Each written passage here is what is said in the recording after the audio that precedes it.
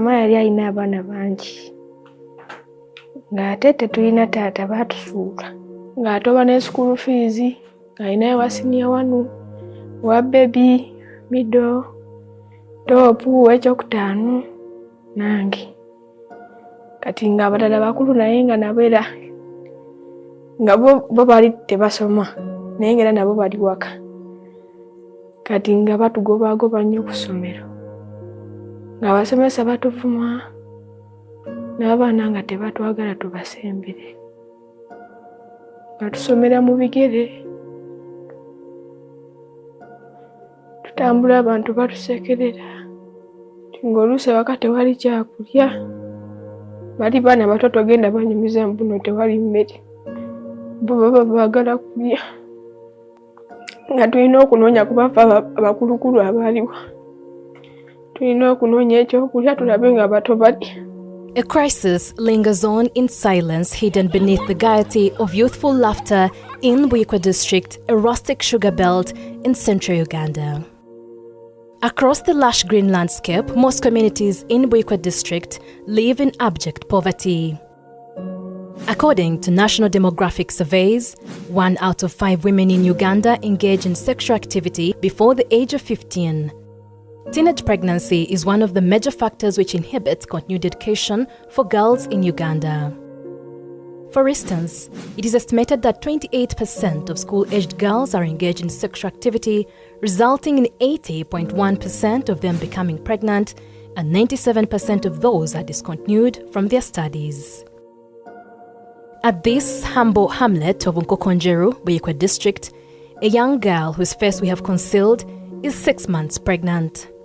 Nali nsoma kunafunira olubuto naye nali seeyagalira lufuna nno olubuto n'omulenzi nange yankwata byampa nange natya okubuulirako taata kuba mama naye waka teyaliyo luno olubuto baalulaba luvuddeyo nga nange seetegeera nti ndi lubuto naweza emyezi 3 nga sirwala taata n'agendayo ewa taata w'omulenzi omulenzi n'agamba wagenda kunzijanjaba n'amaze okuzaala ngenda kuddayo kusoma kuba ne taata ayagala nsoma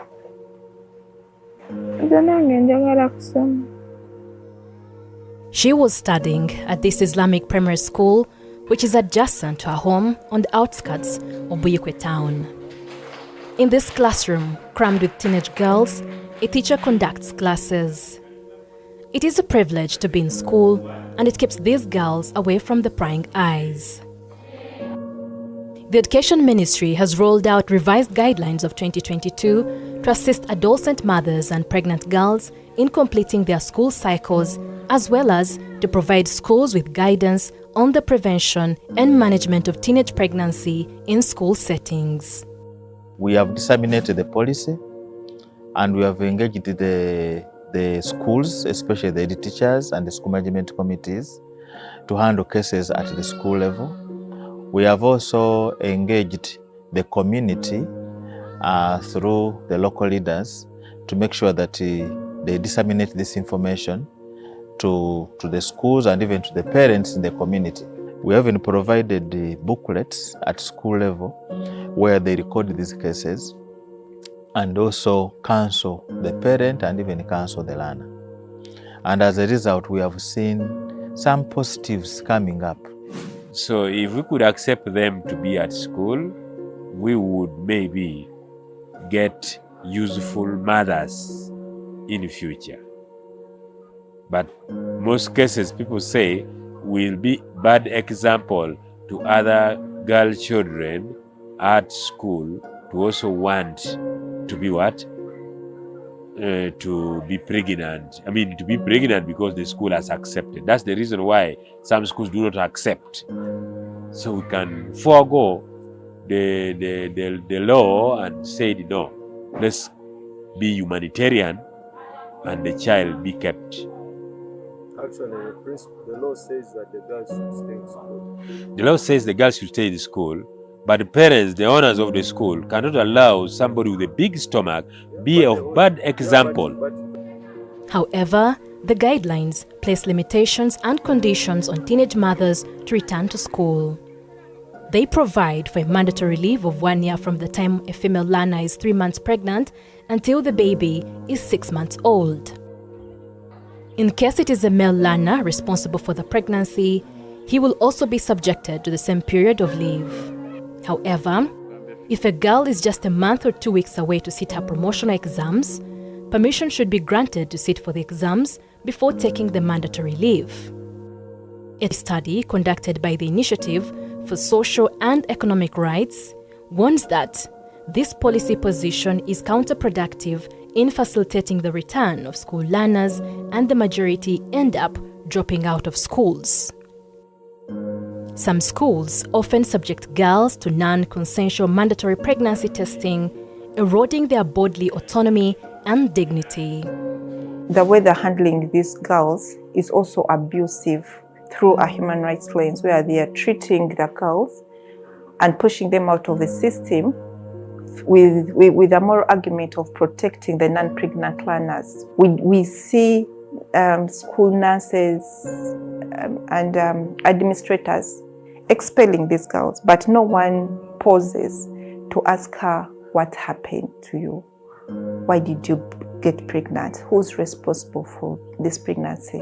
And these are the critical questions which anyone, let it be a faith leader, a school founding leader, must pause and question. At this school based at Bukonju, Buyikwe district, we interact with another young girl who gave birth. She reveals to us that she will continue to pursue her education. Olubuto nalufuna mu COVID.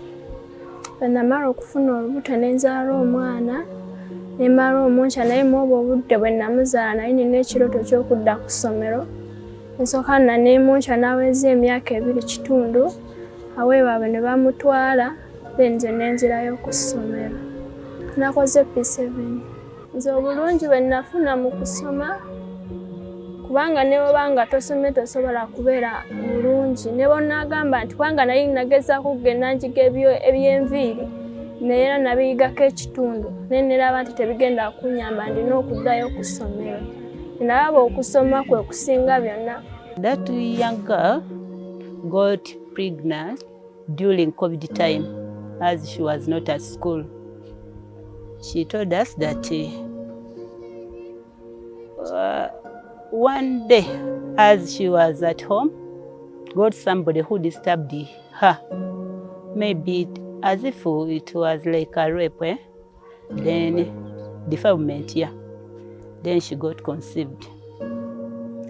After delivery, we advised her to come back to school. Teen pregnancy carries a sting of stigma, and often the victims are blamed and framed as indisciplined. Out of every 4 of these adolescents, you'll find one is pregnant or is a mother. So that speaks to a lot of maternal issues surrounding this young girl.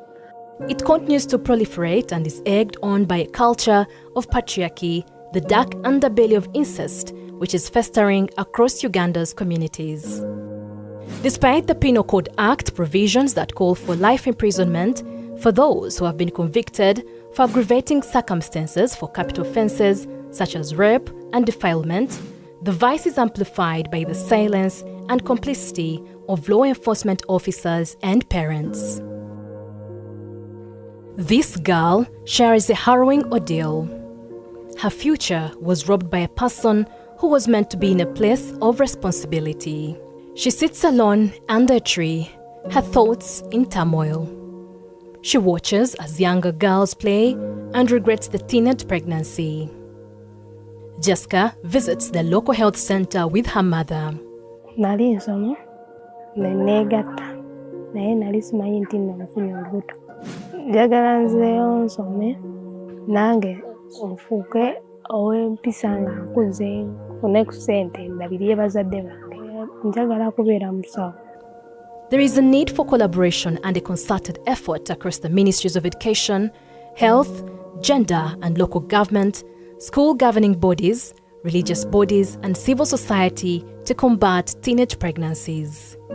In the span of our work, we use strategic litigation, we call for legal reform and research and movement building in a bid to ensure that we are able to protect, to enhance protection of reproductive rights. So we do a scope of work in there, of course, doing advocacy at different levels, at national, at regional, and global level on all those platforms.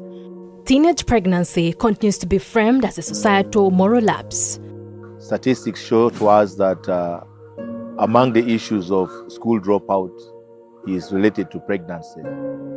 And this is more prevalent in rural areas and upcoming towns and centers where young girls get engaged and get enticed by either their peers or by young men who ride borders, and also by business people.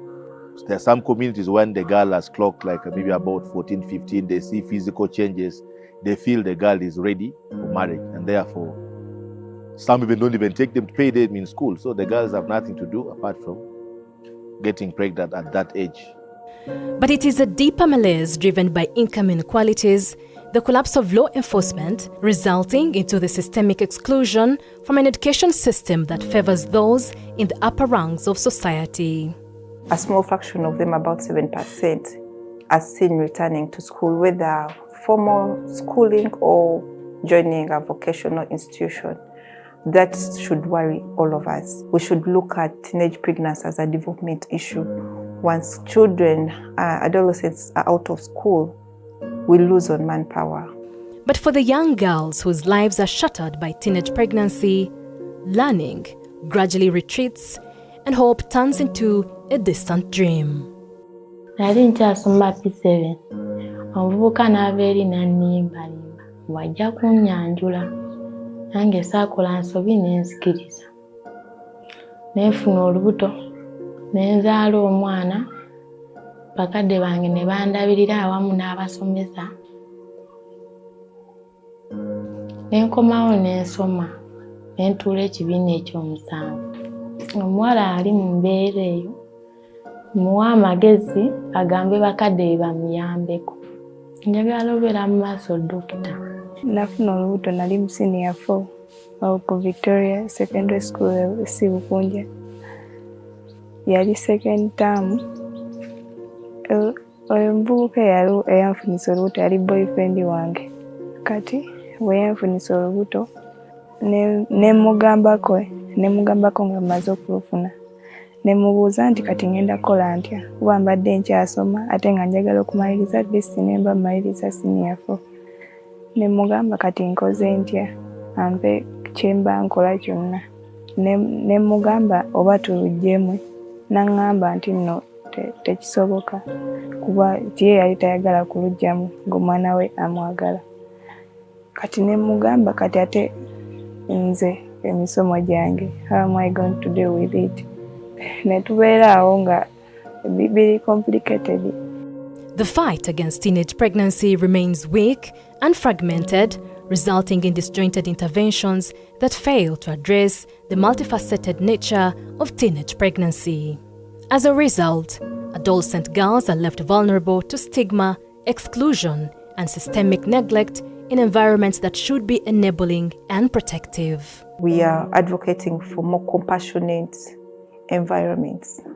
Like, don't just close that door to the pregnant girl. Try to understand why did she get pregnant, just from that ethical consideration and positioning, without wearing your moral hat, but to just understand why did she get pregnant. I think it should be the starting point of asking, why is she pregnant? Society usually does not come to their rescue.